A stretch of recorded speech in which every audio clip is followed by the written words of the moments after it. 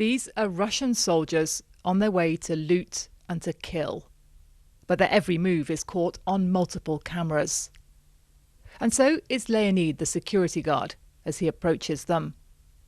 The men talk, even smoke, and then the soldiers leave. But suddenly 2 turn back. They shoot Leonid and a second man multiple times in their backs. Leonid somehow survives. His boss dead, the guard staggers back to his hut and starts phoning for help. I met one of the friends Leonid called that day. He told Vasya the soldiers claimed they don't kill civilians. Then they shot him. I asked how he was. I said, "Can you at least bandage yourself up?" And he said, "Vasya, I barely crawled here. Everything hurts so much. I feel really bad." So I told him to hang in there and started calling the territorial defense. The Russians drove a stolen van, daubed with their V symbol and the words Russian Tank Special Forces.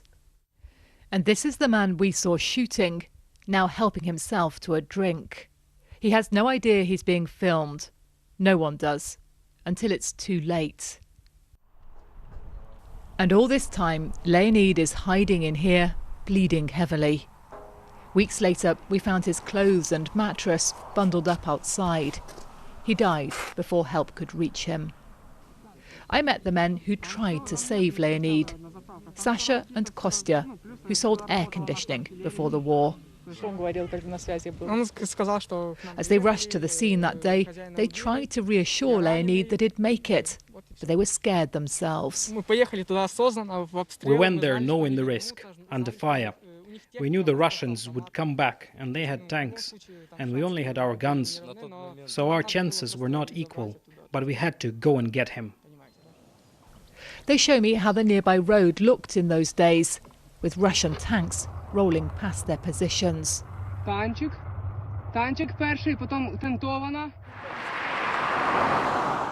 Police have told us the Russians shot at anything that moved here. They found the bodies of 37 civilians on just this stretch of road. It's not just the burnt-out buildings and businesses along this road that you see, but things like this. 2 Russian tanks just lodged in the forest, and you can see the V's painted on the front.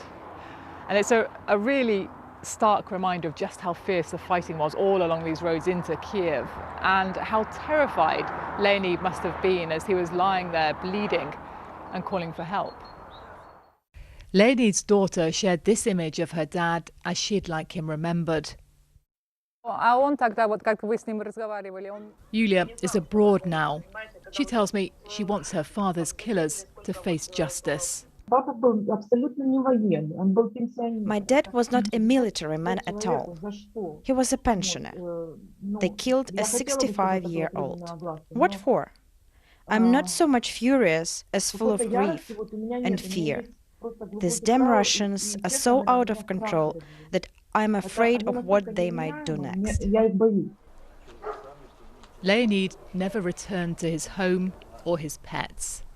Another life stolen by Russian troops, now notorious for their brutality.